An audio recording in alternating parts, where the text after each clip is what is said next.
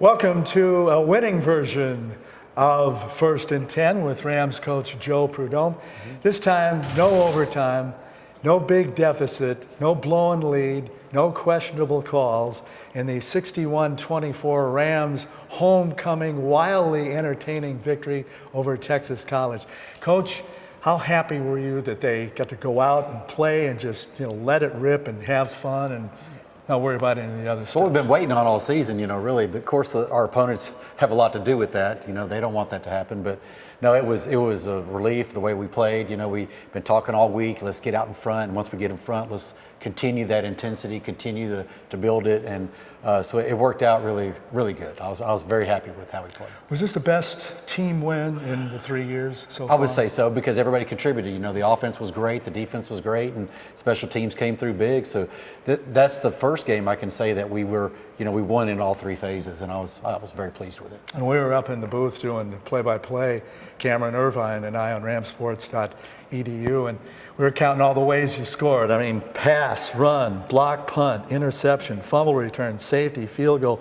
We're going, is there any other ways to score?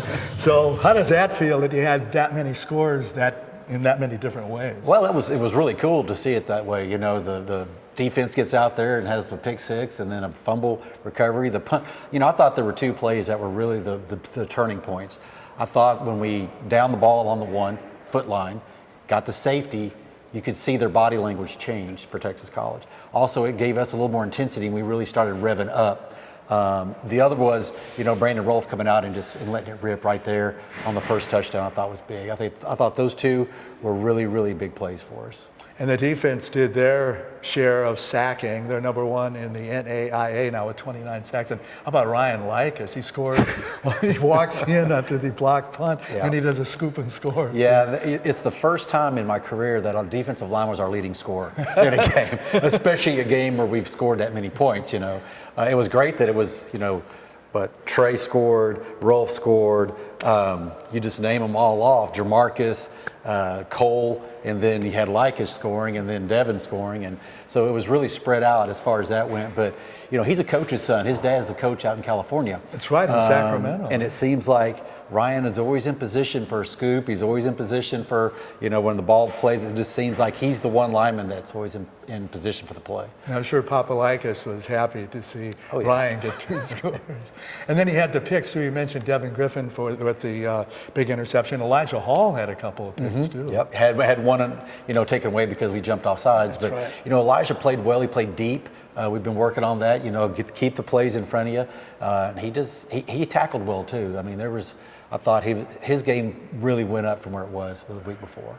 And on the other side of the ball, Avery Childs, boy, dropping dimes, throwing passes. I mean, how was his accuracy? It seemed like it was more improved from previous weeks. Yeah, he's getting more comfortable in his role.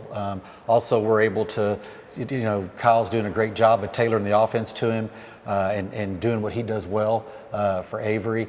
The receivers are, they are getting more and more timing with Avery. But I thought his accuracy on some of those passes were, spot on. He threw some really great balls. And he had Keaton Hubner in there as you alternate quarterbacks. And you had talked a couple of weeks ago about the freshman from Mesquite Poteet, Dalton Dale. Yep. Boy, everything you talked about him, we saw come true on Saturday. I mean, how shifty and quick he is. Wow. Yeah. When he came out there, you could feel the energy kind of amp up a little bit for everybody. He's got that about him.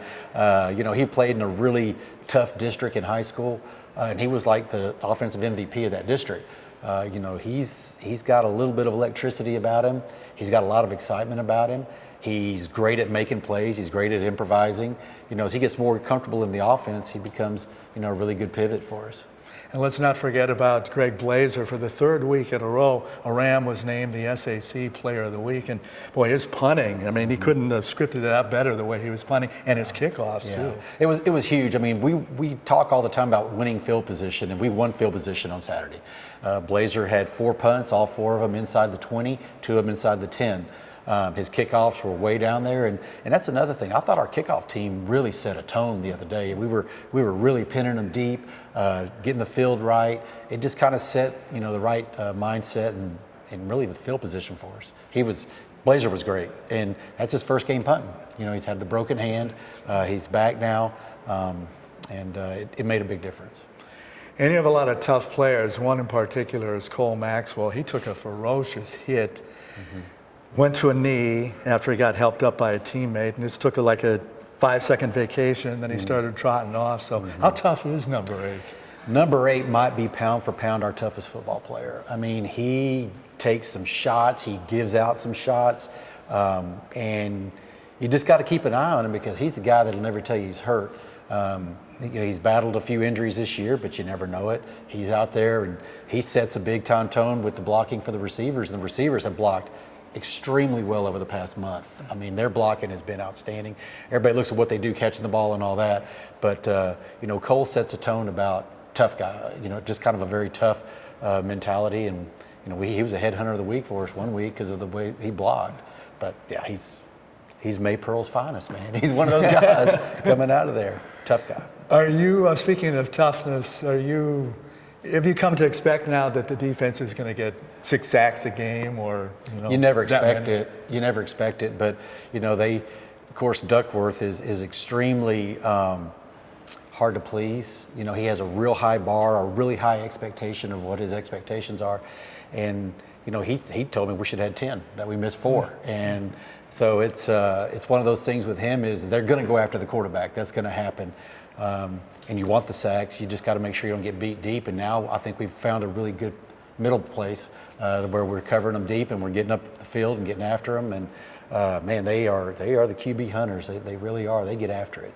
There was a nice atmosphere. It was homecoming at Farrington in the win over Texas College last Saturday. And how about the Dunbar band? How much excitement does that help? I mean, hearing this big, gigantic, wonderful band? Yeah, it's always great to have a band up there that's rocking and keeping it going. And they added to the atmosphere. And that's what we say all the time. The more the merrier. The more people we get in there and make it a little louder. And it is the 2 games we played, I think, have been very entertaining. That's one thing about us. We are not boring to watch. It's tough on me sometimes and tough on us is because sometimes we just go way this way and we try to swing them back the other way. And but no, we play fast and our guys are fun to watch. But yeah, Dunbar added a lot to it. We really appreciate them being over there.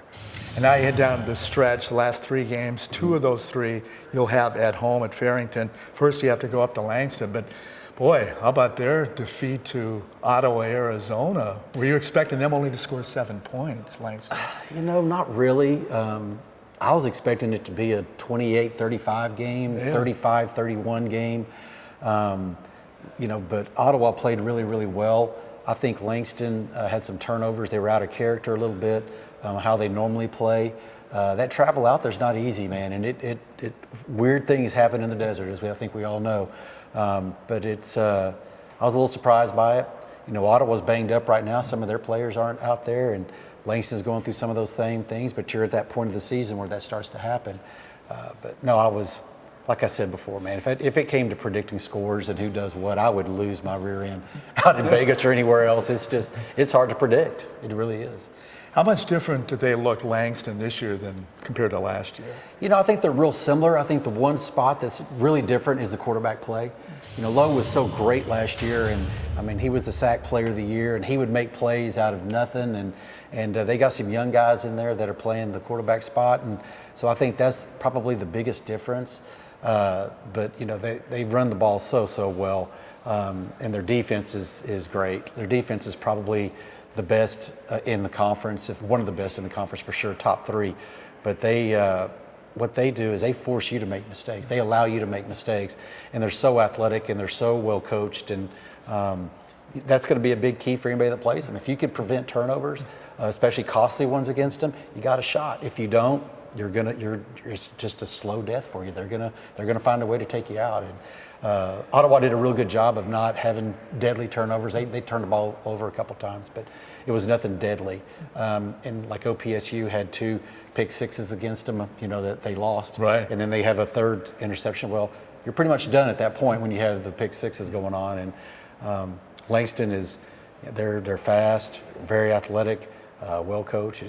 We got our work cut out for us. We just got to take care of the ball. It sounds boring all the time, but you got to take care of the football, not turn it over. You can't give them the big plays.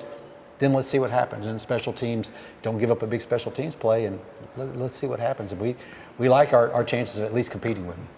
With a team like that that's highly ranked as Langston is and has been, do you change the game plan that much on both sides of the ball, on offense and defense? No, you give it your best shot every week, whoever it is you play. Because I mean, for us in the conference, everything has been so close anyway.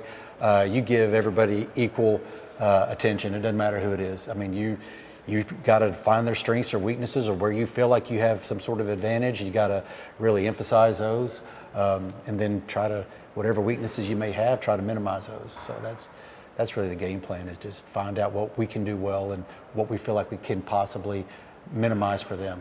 So you're on the road, but it's got to feel good that this is the last road trip after that hellacious September away from Farrington Field. Yeah. Oh yeah. Yeah, it's 4 hours, 3.5, 4 hours, so it's not as bad.